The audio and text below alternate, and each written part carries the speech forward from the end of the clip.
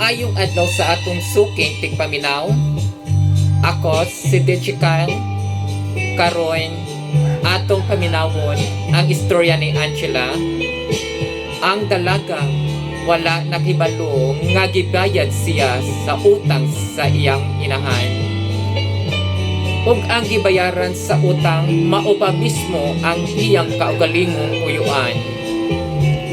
DJ Kyle, tabangi ko kay naguba ng akong kinabuhi. Ako si Angela, 19 years old. Sukad pagkabata na ako, nakasinatin ako og kalisod. Pobre mi, dili lang pobre, basta pobre jud kaayo. Ang among balay kahoy, og tayaon among ato. Kung muuwan, motulo ang tubig sa among ato. Ug kung kusog ang hangin di Kyle, murag mahugno ang among balay. Tuod man, bisan pa sa among kalhintang, wala ko mo reklamo. Wala ko nasayod sa uban tungod kay pinangka kay ko sa akong mama. Akong pangandoy lang nga makahuman sa eskwela o makatrabaho para matabangan ako ang akong mama. Kay siyara ang akong salikan. Bisan unsa kakapoy, bisan wala na siya'y tarong nga tulog, siya lang gihapon ang miningkamot para lang makakaon mi. Apan, usa ka gabi nasinati nako ang labig makalilisang nga panghitabo sa akong kinabuhi di Kyle.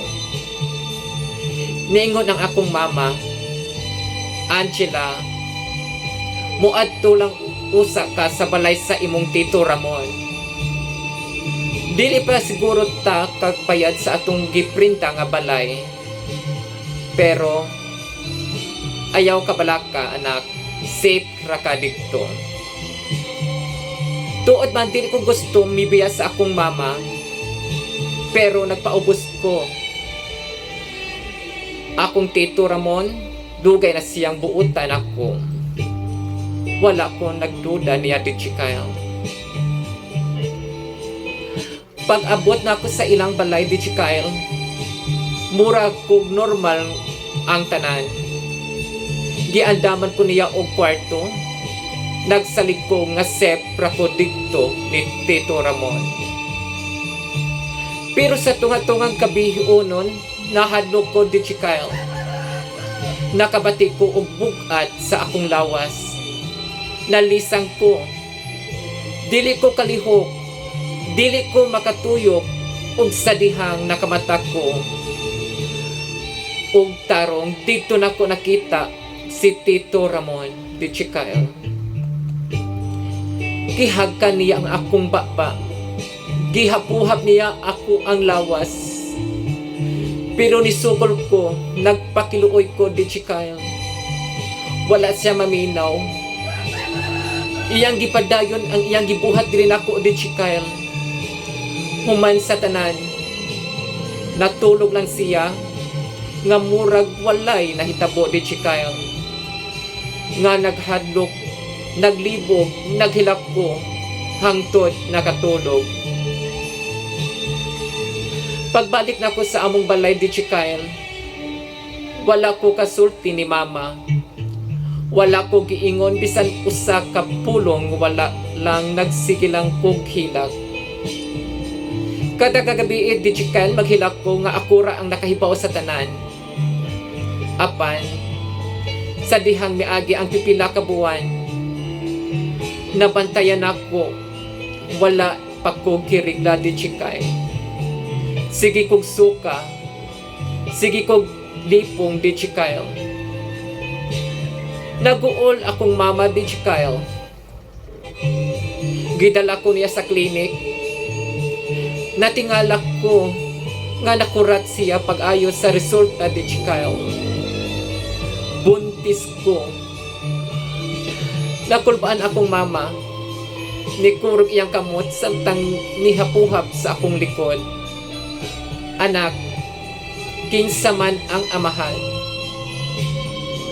Wala ko kasabot sa akong gibati di Chikayo.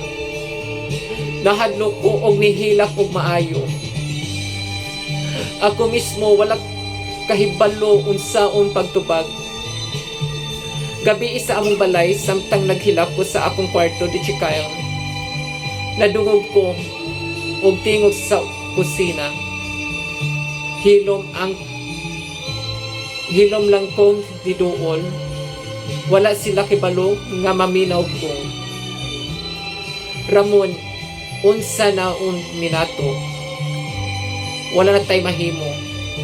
Dapat magkabilin lang siyang hilom. Naguol ko, Ramon. Naguol ko. Hilom diha. Dapat dili magsaba ipaingon ra sa mga tawo nga dili ako ang amahan. Sala ni nimo. Ikaw mismo gaingon nga imong ibayad mong anak sa imong dakong utang nako. Di Chikayo pagkadungog nako, nahadlok ko, naluya ko. Akong mama, akong tito, akong pamilya mismo ang niguba sa akong kinabuhi. Di Chikayo, unsaon ko ni wala na ko'y masindikan. Nagpadala, Angela. Daghang salamat sa tigpaminaw sa ato ang suliran karon. Ako dahil si DJ Kyle, the voice of untold stories.